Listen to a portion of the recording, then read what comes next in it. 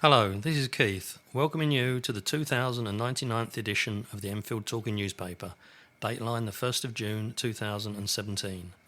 The readers this week are Janet, Sally, Colin and Keith, with Robin on the controls. The editor was Janet, and the production and distribution team is Alan, Ali and Phillip. Our title music is Country Rock Polka, composed by Pat Prilly, Ferdinand Bouillon and Harry Breur, and is performed by Jean-Jacques Perry. It's used with his kind permission.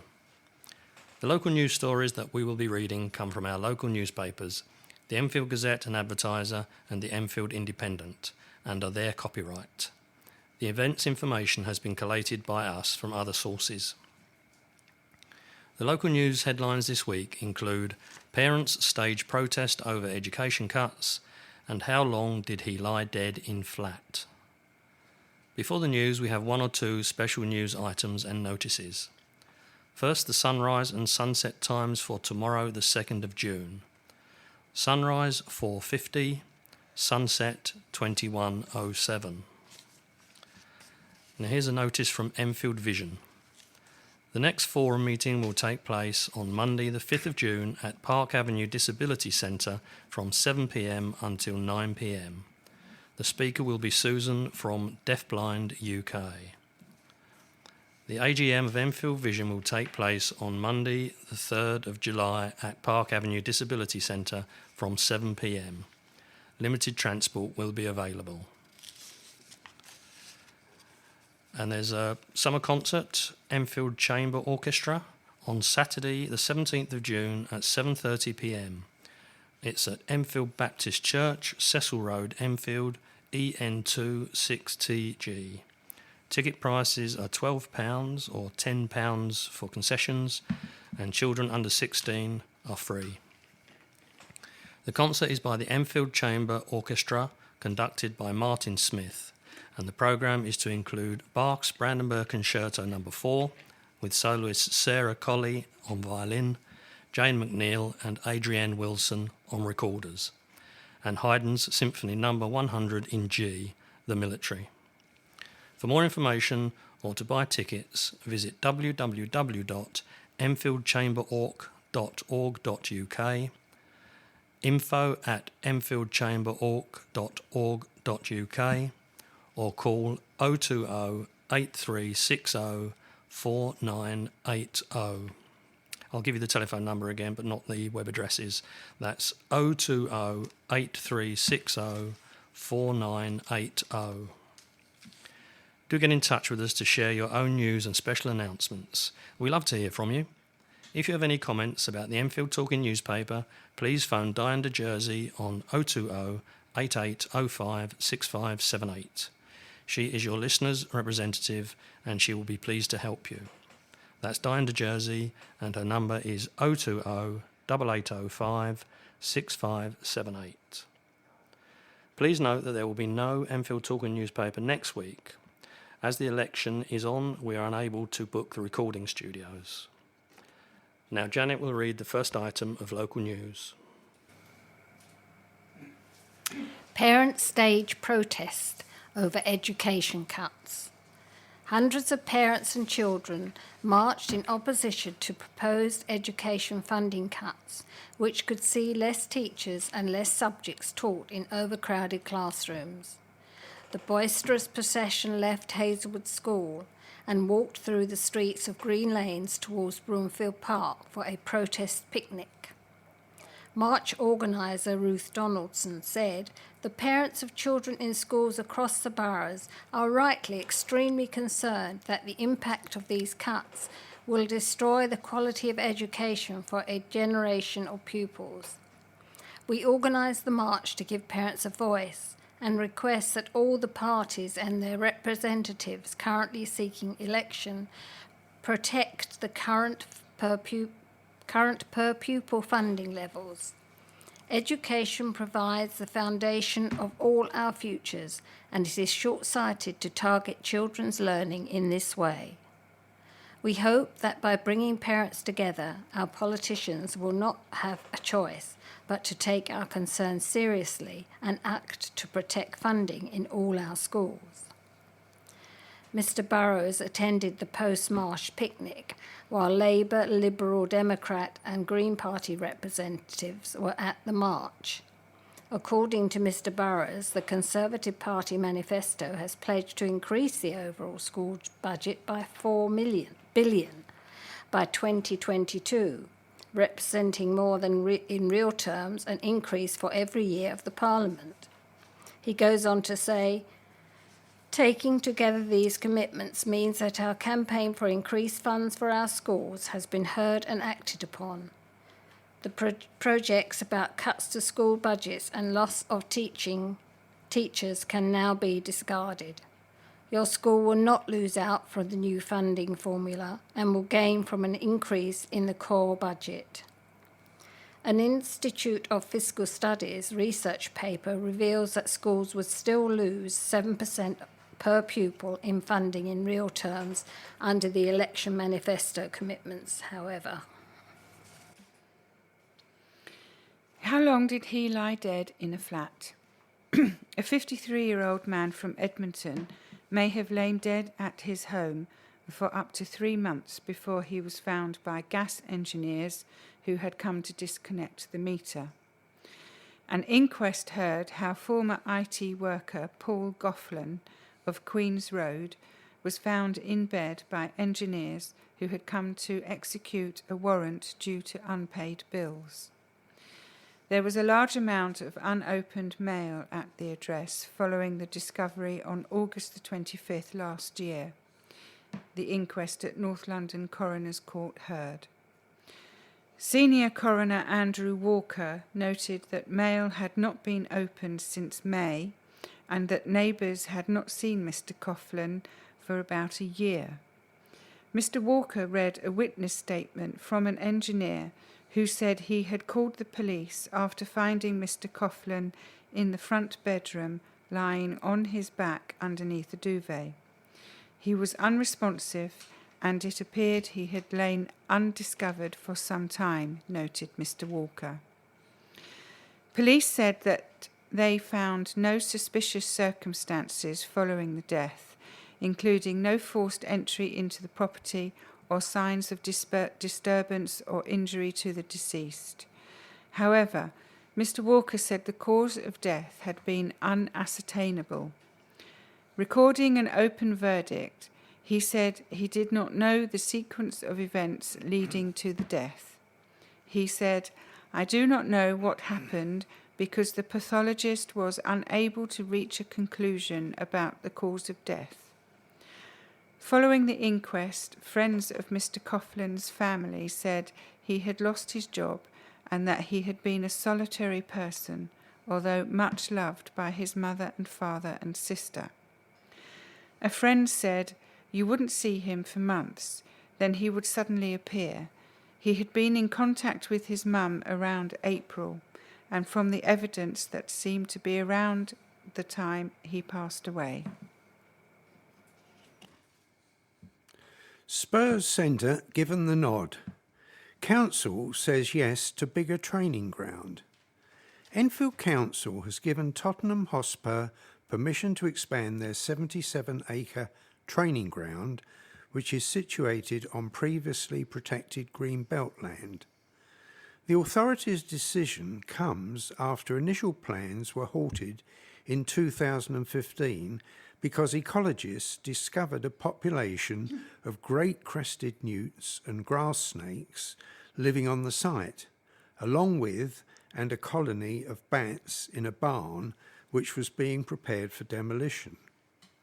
When completed, the expansion will include an education facility, a nature reserve to aid learning, a world-class multi-purpose floodlit sports pitch, coach parking space, and a 500 capacity spectator stand near Whitewebs Lane. A spokesman for Tottenham Hotspur said, "The club is delighted following the unanimous vote of approval by Enfield Council to develop the site. The nature reserve would be managed by Capel Manor College, would offer a dedicated education programme that would be designed and delivered in consultation with teachers from Enfield and linked to the national curriculum. Spurs chairman Daniel Levy said, "The location of the club's training centre has provided us with an unrivalled and unique opportunity to deliver something truly outstanding for the young people of Enfield. Through our Section 106 commitments in Enfield, we have already been able to engage and enhance the lives of thousands of young people from across the borough. This facility represents a sustainable, long-term investment into the next generation and will ensure that school children from across the area will be able to study and enjoy nature and the countryside in the area in which they live." Tottenham Hotspur's training facilities, which will be among the best in Europe, includes a covered artificial pitch, player preparation areas, a pool and hydrotherapy suite, and a specialised sports rehabilitation area. Now some information about next week's election. Which candidate should you vote for? Voters in the borough's 3 parliamentary constituencies go to the polls on the 8th of June to choose their MP. Here is the lowdown on the candidates and the issues. Enfield North is where upsets could happen. It's one of the Conservative Party's target seats. A 1.8% swing to the Tories would be enough to overturn Labour's slender majority. Facing each other are familiar foes, Labour's Joan Ryan and Conservative Nick Dubois.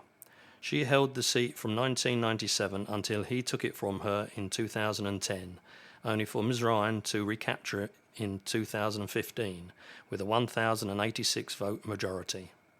Crime, education, housing and health are voters' main concerns, with little evidence of Brexit being an issue on the doorstep. The Enfield Southgate constituency has been a Tory stronghold since David Burrows took office in 2005. In Parliament, he has helped introduce compulsory relationships education and mandatory sentences for knife crime, an issue that is surely at the forefront of voters' minds in the wake of the borough's recent knife crime attacks. But will he be as popular with the Remainers this time around?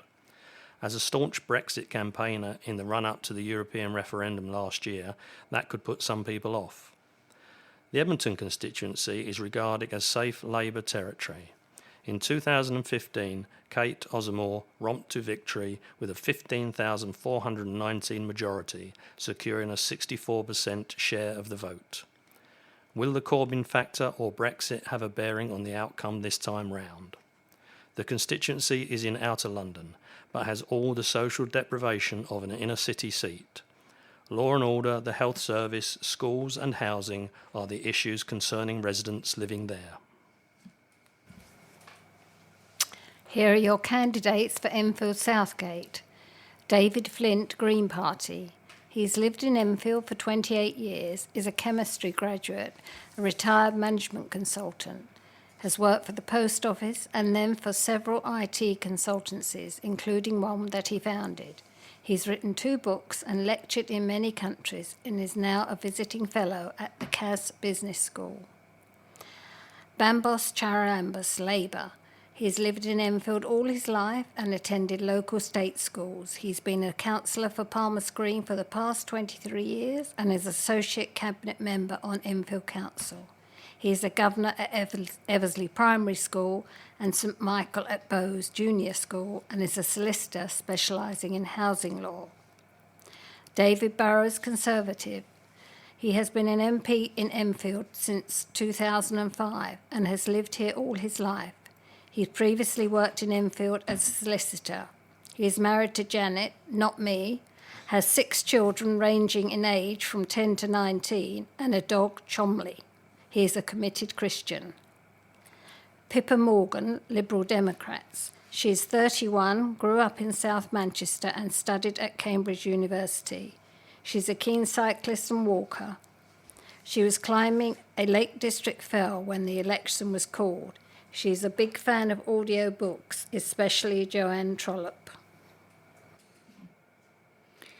The candidates for Enfield North are Joan Ryan, Labour, Enfield North MP since 2015, as well as from 1997 to 2010. Before politics, she was a teacher for 14 years. She has lived in Enfield with her family for nearly 20 years, only ever standing for election to Parliament in Enfield North. Nick Dubois, Conservative. He ran a small business for 25 years before first representing Enfield North after the 2010 general election. He is married to Helen, who now works in the same business which he left when elected to Parliament. His daughter is a doctor at a London hospital, and his son serves in the Royal Artillery. Deborah Cairns, UKIP. She has 3 children and 5 grandchildren, lives and works in Enfield, and has done so for the last 23 years. Election priorities include no further building on Greenbelt sites and crime reduction. Bill Linton, Greens. He is a retired computer analyst programmer. He has been a Green for 30 years and a campaigner for social causes for even longer. He led the successful campaign to make Enfield a fair trade borough and is secretary of the local branch of the United Nations Association and treasurer of Enfield Palestine Solidarity Campaign. Nicholas da Costa, Liberal Democrat. He comes from an international background, with his father from Portuguese, British, Jamaican ancestry and an Austrian mother. In 2016, he was the Liberal Democrats' candidate for Enfield and Haringey in the London Assembly elections. The candidates for the Edmonton constituency are Kate Ozamore, Labour. North London-born Kate Ozamore is a former NHS practice manager, a graduate of the University of East London and a mother of 1. Gonal Daniels, Conservative. She is a working mother who has lived in and around Edmonton. Her career is in digital technology and engineering. She worked at the Bank of England for 10 years and the Houses of Parliament for 5 years, as well as in the private and public sector. She has a passion for education and campaigned for and created a free school with Ashmole Academy Trust. Nigel Zussman, UKIP, a business productivity consultant helping companies achieve competitive advantage, and that advantage through cutting-edge strategic innovation. He has 37 years global experience in SME and FTSE 100 companies, and in multiple industry sectors such as IT, finance, oil and gas, manufacturing, construction, legal, enforcement and telecoms. He has been married for 27 years to Barbara. His hobbies include chess, and he has a cat called Lollipop. Benjamin Gill, Green. He lives and works in Enfield as a software engineer in the telecommunications sector. He came to Enfield in 2015, having studied physics at Cambridge University. He got tired of politics after the Brexit referendum and joined the Green Party to attempt to effect change. David Schmitz, Liberal Democrat. He was born in the United States and has lived in London 40 years, working as a barrister. He has been a councillor in Tottenham and school governor. He lives in Tottenham in a former drug den he rebuilt after it burned down. He has 2 children, and in his spare time he runs marathons for charity. Education is key to tackling knife crime, says Greening. Education Secretary Justine Greening said schools needed to tackle knife crime early on by delivering the right advice at the right time during a visit to Enfield recently. She was following Home Secretary Amber Rudd to North Enfield Conservative Club in Baker Street after the borough's spate of stabbings. Ms Greening echoed Ms Rudd's concern about educating primary school children about the dangers of knife crime and gangs. She said there needed to be a range of interventions delivered in schools so that young people were aware of when to flag up concerns.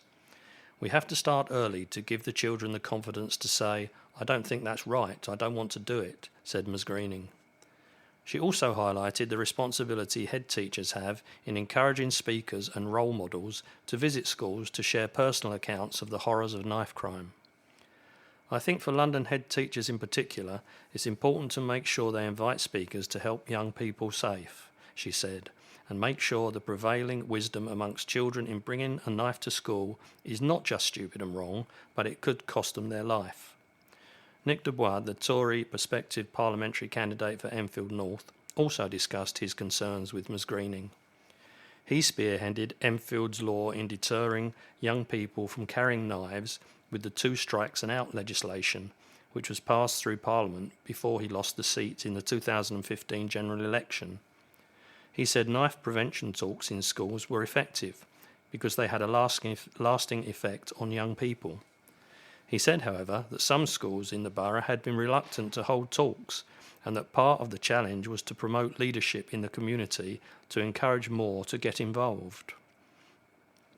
A public meeting organised by the Enfield National Union of Teachers to discuss further Tory education funding cuts was postponed after the Manchester terrorist attack, but Ms Greening insisted standards are rising across Enfield schools, with 91 rated as good or outstanding by Ofsted.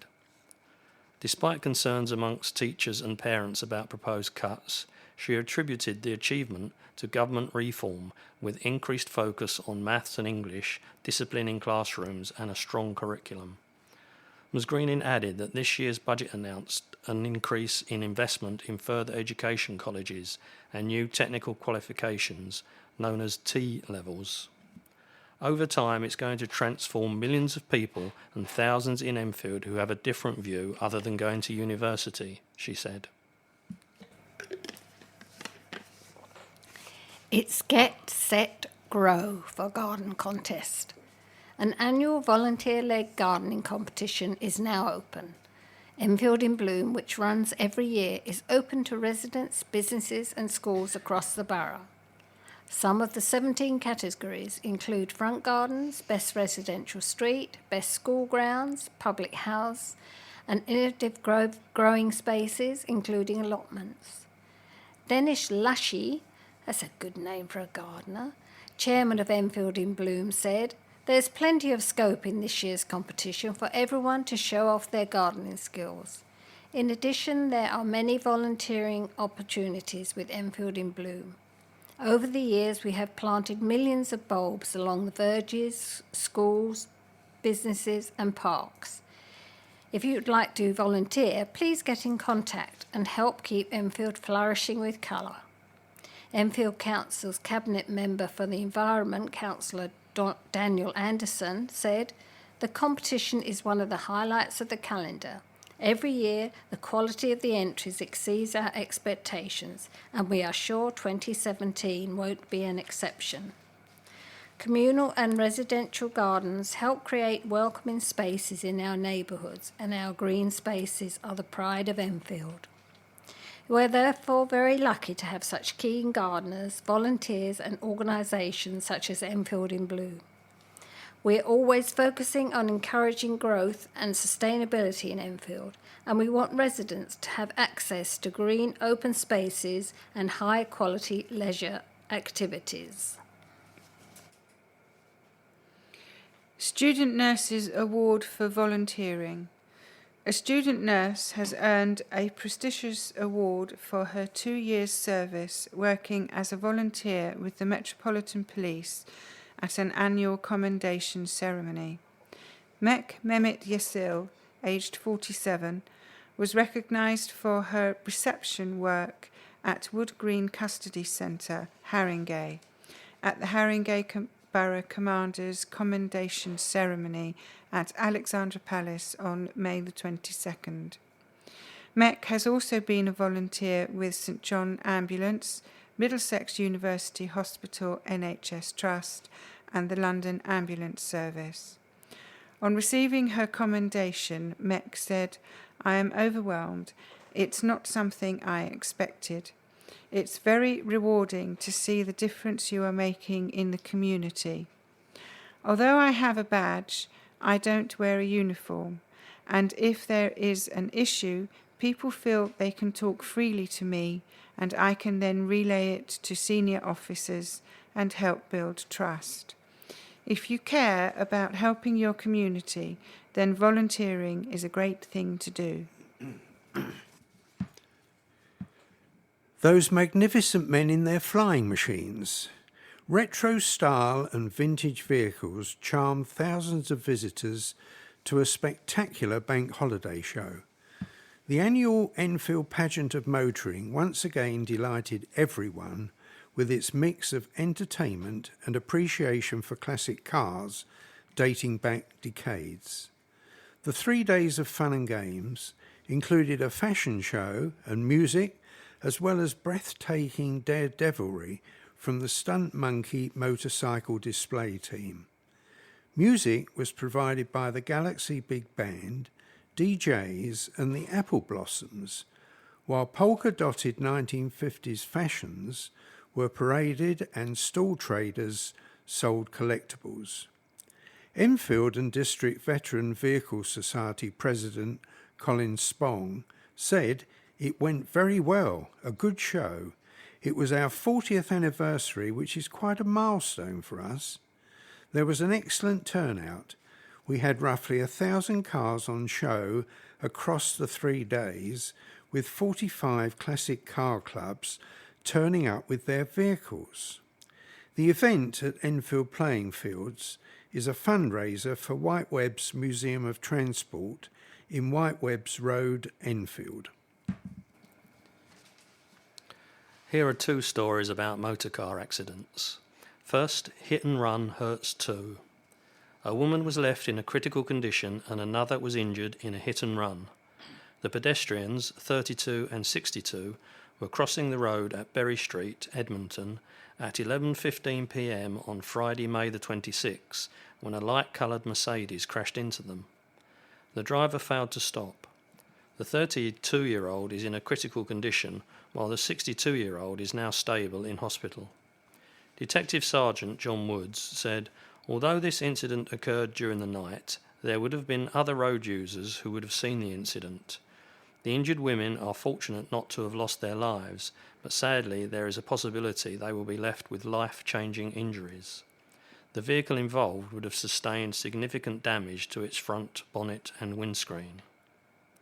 Anyone with information is asked to contact the Serious Collision Investigation Unit at Chadwell Heath on 020 8597 4874 or via Twitter at METCC. Alternatively, Crime Stoppers can be called anonymously on 0800 555 111. Secondly, driver arrested after pedestrian is killed. A man has been arrested on suspicion of driving under the influence of drugs after a pedestrian was killed. The 53-year-old man was pronounced dead after he was hit by a car on Nightingale Road near the junction with Hertford Road, Edmonton. The driver, a 23-year-old man, stopped at the scene and was arrested on suspicion of causing death by dangerous driving. Detectives from the Roads and Transport Policing Commission are investigating. Baking hot. School gets a slice of the action with expert help. Using their loaves to learn is precisely what special needs pupils were doing as part of a week-long series of bread-themed activities at their primary school. The 112 youngsters at Russet House, a school for children with autism in Autumn Close, Enfield, had fun baking their own bread, taking part in healthy sandwich making sessions, creating sculptures and running their own shop. The practically based classroom sessions owed much to the involvement of baking firm Warburton's, Ponders End-based millers, Wright's Flour, Thomas Ridley Foods, Enfield Catering Company, and Middleton Foods. They all donated ingredients for free, as well as providing the expertise in staging the workshops as part of education programs for school. That included the arrival of a Warburton's delivery lorry with 40 bread baskets of loaves, which the youngsters helped to unload before getting to sit in the driver's cab and operate the tailgate lift. The freshly baked loaves were provided for a pop-up bread shop run by the children and were sold to parents. Bread is something in which children with autism have an interest, both because their diets are limited and because of its tactile nature, and I wanted to see if we could introduce some practical-based science around it, said school science coordinator and class teacher Graham Kilwin. The pupils were able to make bread without the messy kneading because Warburton's supplied sealed freezer bags in which the mix was contained, and that enabled youngsters to squeeze and mould the bread mixture before baking and eating the bread they had made. The pop-up bread shop also helped them experience handling and exchanging money, as well as social skills. And it wasn't just the students who got to knead the dough and sieve flour. Parents were also involved in the evening workshop, where they learned about baking, how to make cheap bread-based meals, nutrition and gluten-free bread. It was highly rewarding for pupils, parents and staff, and we have to thank the generosity of all those companies who contributed in making it such a success. Isabel's a winner with her picture book illustrations. An art student has won a prestigious award for her children's picture book illustration ideas, as well as an opportunity to publish her work with an acclaimed author. Isabel Evans has been named the winner of the Hatchet Children's Group Carmelite Picture Book Prize, which recognises talented and inspiring undergraduates as being the next generation of illustrators. The 22-year-old of Morley Hill, Enfield, is in her third year at the University of Hertfordshire studying for a BA in illustration. After 3 months of hard work on her university project, Isabel submitted 2 colour spreads and a visual plan for Free Range Freddy, written by author and artist Rachel Bright. She was shortlisted for the prize and attended a special ceremony last month at the headquarters of Hatchet Publishers in London, and she was very surprised when she was announced as the winner, describing herself as being in a state of denial. "I wasn't expecting to win," she said. "I asked Rachel if I really was the winner, and she reassured and congratulated me." Isabel said the book especially appealed to her because the message resonated with her and was quite personal after she experienced bullying as a child. "The story is about accepting people who are different," she explained. "It's very important to teach children from a young age to tolerate others." Isabel will be meeting publishers to discuss illustrating one of Rachel's children's books. She also won a £1,000 prize, which she will be putting towards her savings for a flat and a few of her favourite comic books, which she treats herself to each month. "It has turned out ridiculously well for me," she said. "I thought I would have had to be in the business for at least 5 years to be given this opportunity." After graduating, Isabel hopes to pursue a career as an illustrator in publishing. "It has certainly helped to get my foot in the door," she added. Enfield Town appoint new boss duo. Enfield Town have appointed management duo Andy Leese and Darren Purse to succeed Brad Quinton and Andy Porter in the hot seats. Lee's most recent stint came at Chesham United, and he led the Generals to promotion to the Southern Premier Division in 2010. More recently, during the 2015-16 season, he famously led his side to the second round of the FA Cup before being defeated by Bradford City. Pulse will take on the role as an assistant manager as well as being registered as a player. The new assistant boss has had a long and distinguished career, and he last played for Bishop Stortford.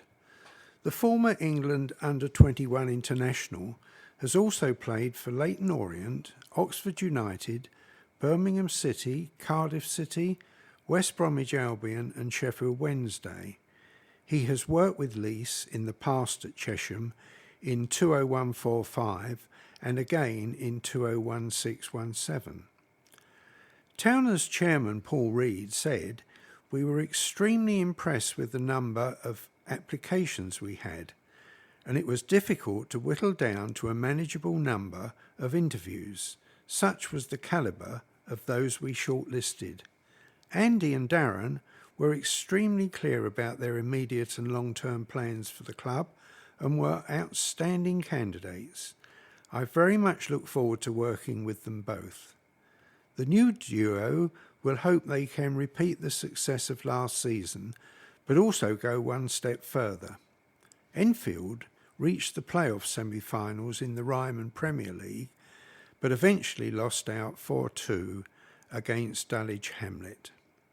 But promotion hopes should not be a problem for Lees, who told the club website, "I am thrilled to be joining such an ambitious club and can't wait to get started. There are very few good jobs available at this level, and this is definitely one of them. Apart from being supporter-owned, I know the club is very community-orientated, and I am very pleased to be part of that. Brad Quinton has clearly done a great job during this time at the club, and Darren and I will be looking to pick up the reins quickly and make further progress. We will relish the challenge of meeting the expectations of supporters." And Peirce agreed with his counterpart, saying, "I am delighted to be working with Andy again. I think we complement each other very well and have an extensive knowledge of the game between us.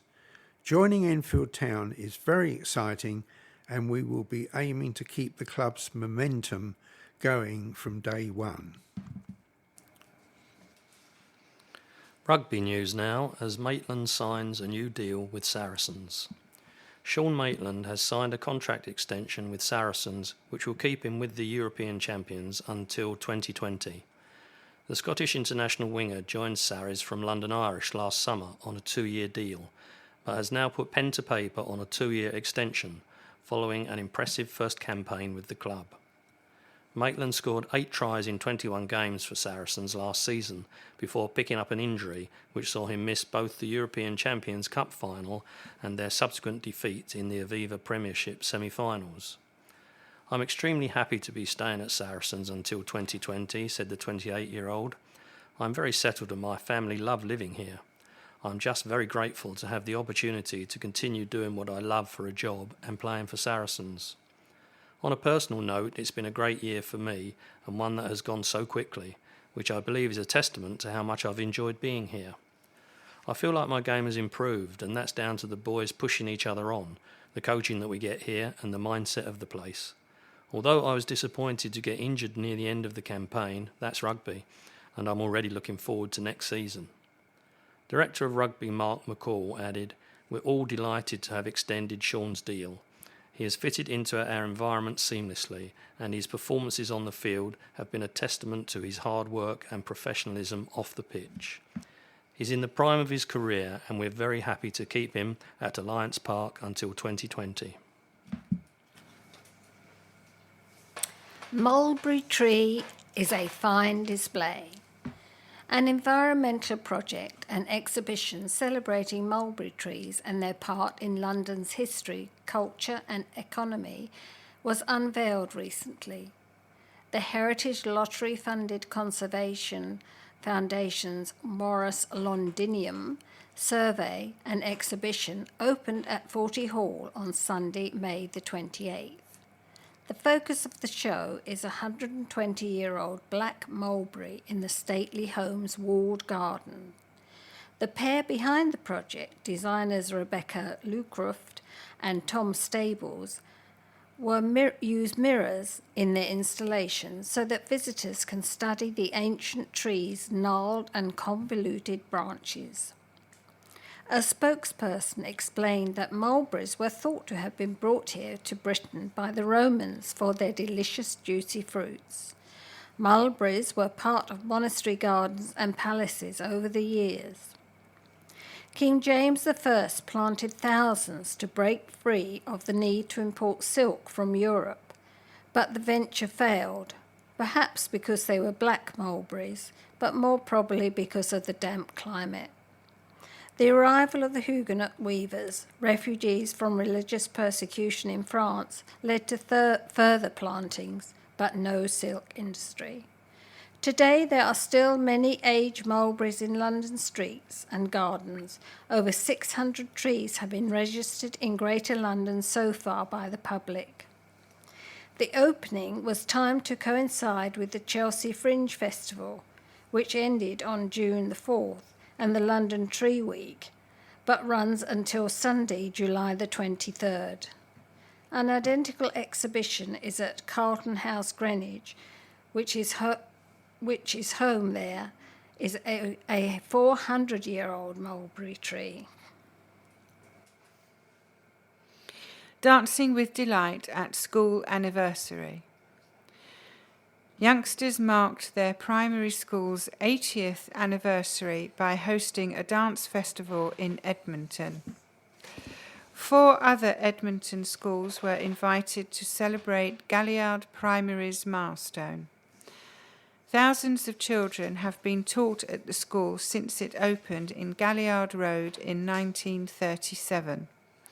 Teachers and youngsters sang traditional songs to guests, including former school pupils, and danced merrily around a maypole on the school's playing field.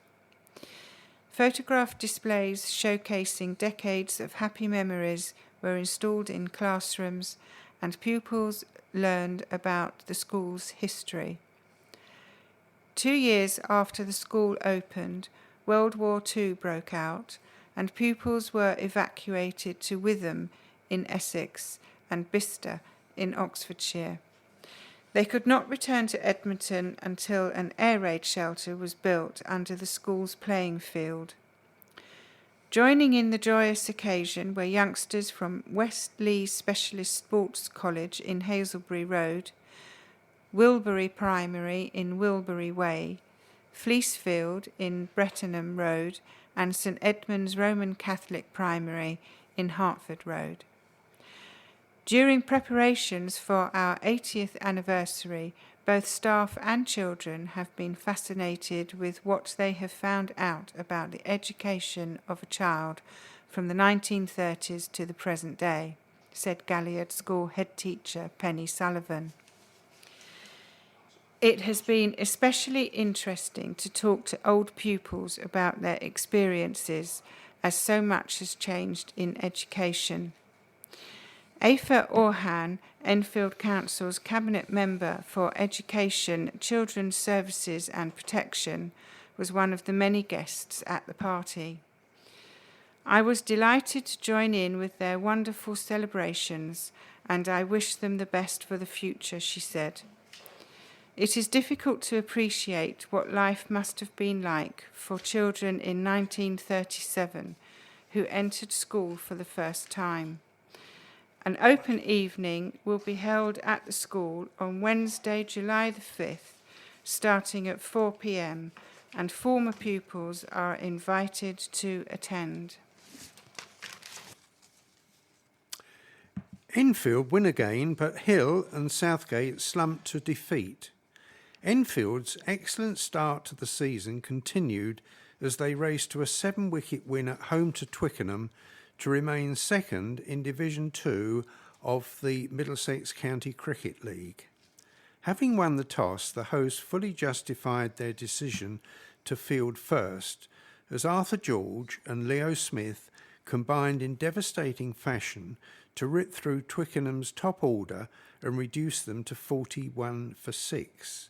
However, the visitors fought back superbly, and Gurjit Sandhu and Amardeep Reenatsi joined forces in a partnership of 115 for the 7th wicket before Sandhu and Luke Jones added an unbroken 81 for the 8th wicket to take their final total up to 237 for 7. Twickenham's total was soon made to look inadequate by a devastating innings from Neville Talbot, who smashed 61 of just 28 balls, completely dominating an opening stand of 88 with Jack Plum.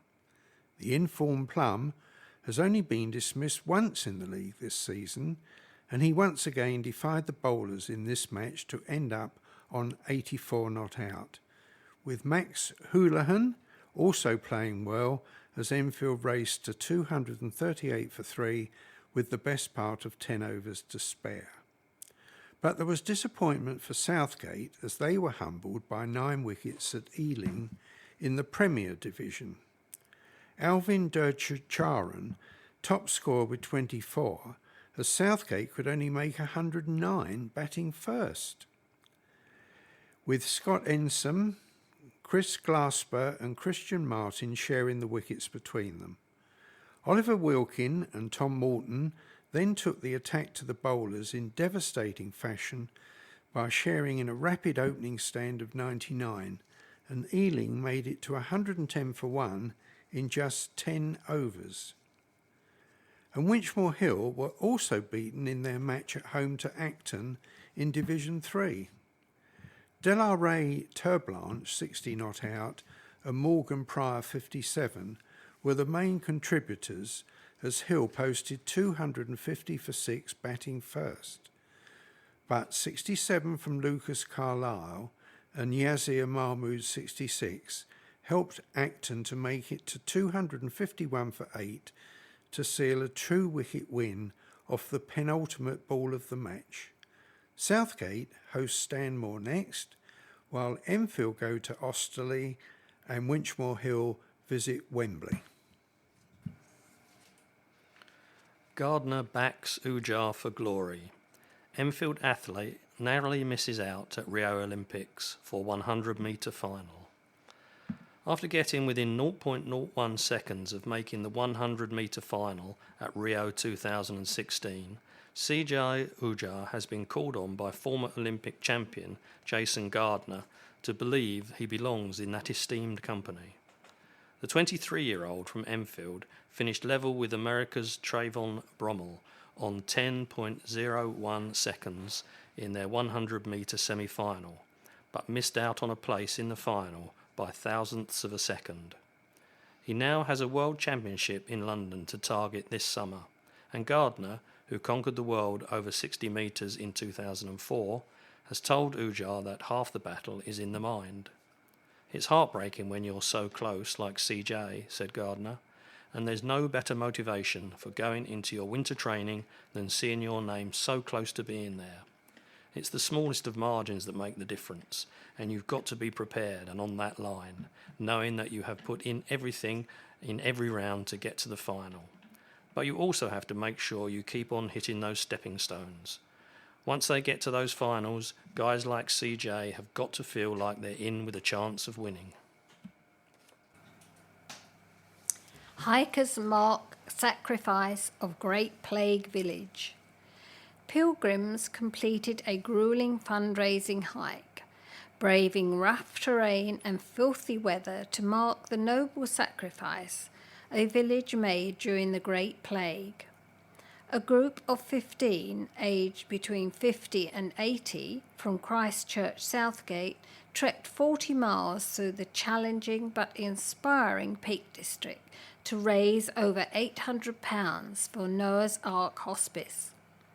The intrepid churchgoers completed the pilgrimage in 6 days, overcoming the steep slope down into Dovedale which was made all the more daunting by driving rain. A spokesperson explained, "The route marks the sacrifice made by villagers in Eyam in 1665, when the plague was contracted after a local tailor balked back a contaminated piece of cloth from London. 1/3 of the villagers died, but their sacrifice saves hundreds of others in the Dales."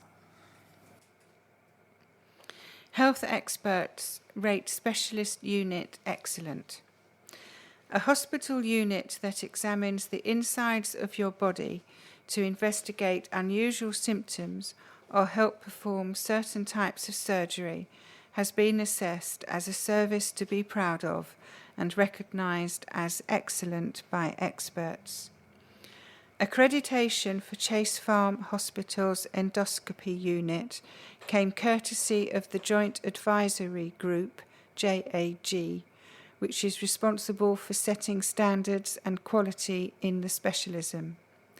JAG assessors who reviewed the unit's staff, 4 procedure rooms, and 13 individual patient pods for admission, recovery, and discharge, congratulated the team on its excellent patient service.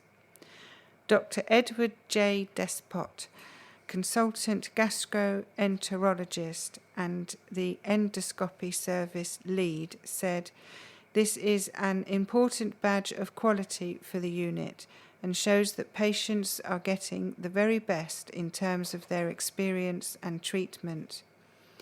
JAG assessors said the assessment team would like to highlight the exemplary facilities offered to patients.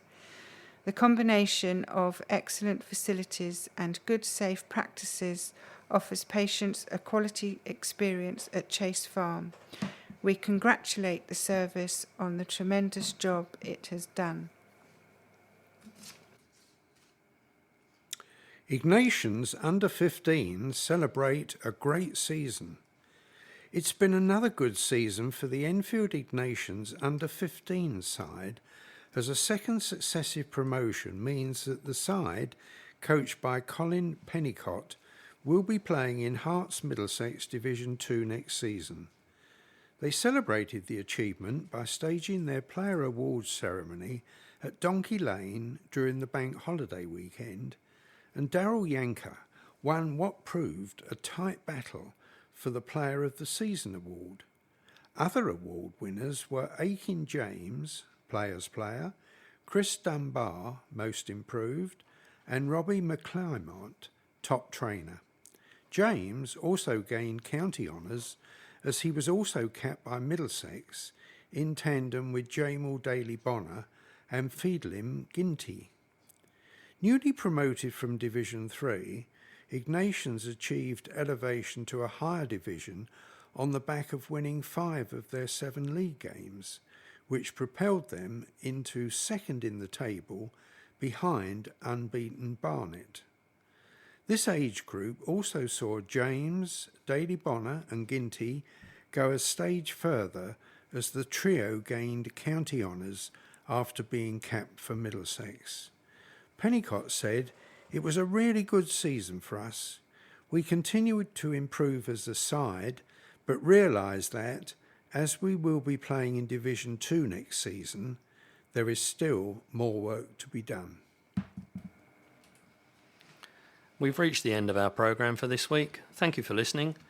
So from the team of Janet, Sally, Colin and Keith and Robin on the controls, it's goodbye. Bye. Please remember to turn over the address label in your postal packet, put the memory stick into the packet and return it to us as soon as possible, in readiness for the next edition. Don't forget you can call Diane de Jersey regarding any help you may require in connection with Enfield Talking Newspaper on 020 8805 6578. Coming up next, the latest news and information for the Greater London area from InfoSound. The Enfield Talking Newspaper will be with you again, not next week, but in 2 weeks' time, as we are unable to book the recording studios next week due to the election.